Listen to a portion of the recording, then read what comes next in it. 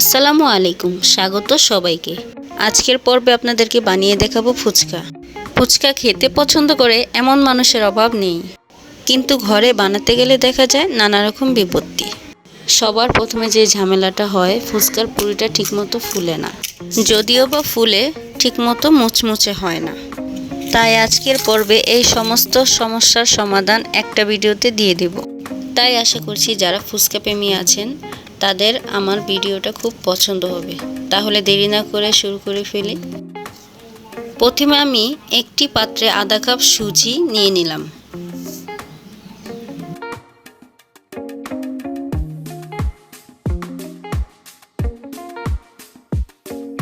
এরপর নিয়ে নেব আধা কাপ ময়দা।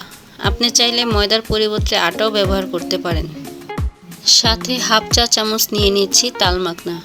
অনেকেই প্রশ্ন করেন তাল মাখনা ছাড়া ফুচকা হবে কি না।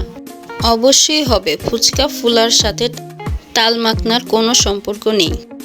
এরপর আমরা দিব এতে হাফ চা চামচ লবণ এবং 1/4 চা চামচ বেকিং সোডা নিয়েছি। এখন প্রথমে এই শুকনো উপকরণগুলো আমি ভালোভাবে মিশিয়ে নিচ্ছি। এরপর আমি একটু একটু করে পানি দিয়ে টাইট একটা ডো বানাবো।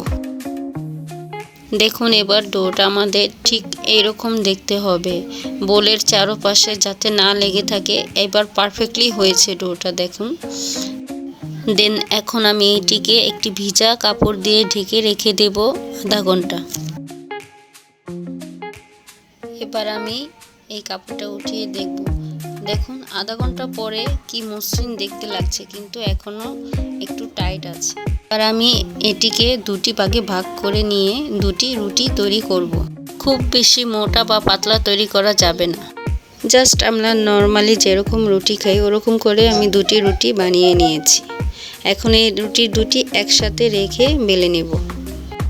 এবারও যে খুব কাগজের মতো পাতলা করে বেলে নিতে হবে এরকম কিছু না, ঘরে আমরা যে রুটিটা খাই ঠিক ওটা থেকে একটু পাতলা করে নিয়ে বেলে নেব আমরা। এখন আমি মিডিয়াম সাইজের একটি বয়মের মুখ নিয়েছি। এটা দিয়ে আমি সবগুলো ফুচকার শেপ কেটে নিব। এক এক করে পুরো রুটিটা আমি এই মুখ দিয়ে কেটে নিব। কেটে নেওয়া হয়ে গেলে এগুলো আমি একটা একটা করে অন্য সাইডে রেখে দেব। এখন আমি একটি হাঁড়িতে প্রায় 1 কাপ পরিমাণ তেল নিয়েছি। তেল গরম হয়েছে কিনা চেক করার জন্য আমি একটি ছোট্ট লেচি দিয়ে চেক করব। দেখুন, তেলটা গরম হয়ে গিয়েছে।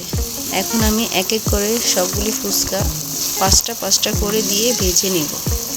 ফুচকা তেলে দেওয়ার পর ফুলে উঠলে এক পিঠ ভাজা হয়ে গেলে তারপর আমি উল্টিয়ে আরেক পিঠ ভেজে ছাঁকনি দিয়ে ঝরিয়ে চুলা থেকে নামিয়ে নেব। এভাবে আমি সবগুলি ফুচকা ভেজে নেব। মাশাআল্লাহ, দেখুন আমার ফুচকাগুলো কত সুন্দর ফুলেছে। মাশাআল্লাহ, দেখুন আমার ফুচকা কত মুচমুচে হয়েছে। আমি আওয়াজটা আপনাদের শোনাচ্ছি। প্রিয় দর্শক বন্ধুরা, আমার চ্যানেলটিকে আপনারা লাইক, শেয়ার, কমেন্ট, সাবস্ক্রাইব করতে ভুলেন না কিন্তু। আল্লাহ হাফেজ।